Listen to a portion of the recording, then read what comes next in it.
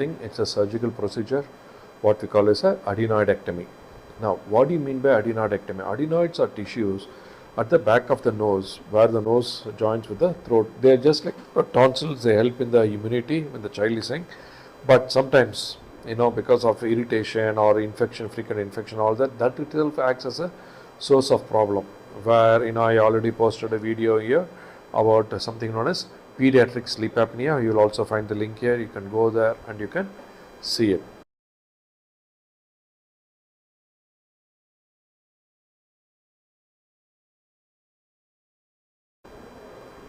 So when the adenoids are there, what happens? The child, he or she will have frequent nose block.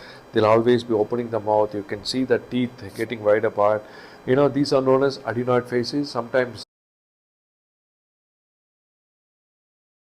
it can also be very severe and lead to a condition known as failure to thrive, where the child will not be able to eat, because as soon as the child closes the mouth, the child will not be able to breathe. So the survival mechanism kicks in and the child just swallows or doesn't eat properly. If you look at it, the child will be extremely thin and unhealthy. Okay, so but then I put a scope through the nose and an instrument known as a Coblator.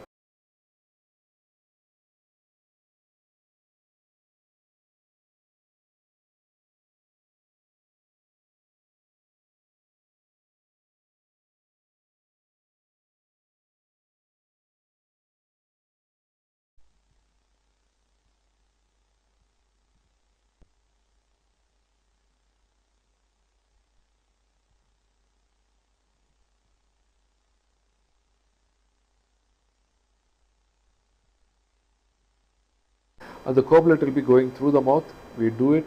Why I use Coblator? Because it helps in complete removal of the adenoids. I also posted a video on my regular YouTube as to why I have stopped doing what we call as curating. 90% of them still do, but I have stopped doing. And if patients say they want to do that because of cost factor, I say no. So how much is going to the cost difference? Probably for the Coblator, the wand will cost close to about 20,000 rupees. That the insurance may or may not cover. If the insurance doesn't cover, you have to pay from your hands. But that helps in complete removal. Here I am showing you, the picture of what the area looks like after complete removal.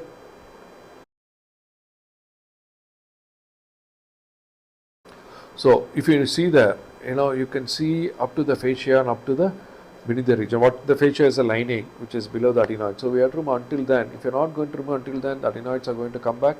All the problems which are persistent are going to persist, though not so much as when it was big.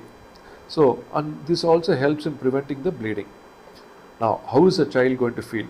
Yes, as soon as the child wakes up, the child is going to keep on crying. It's not because of pain or anything. It's because the child is going to be very, groovy or croaky because of the anesthesia. That lasts about 2 to 3 hours.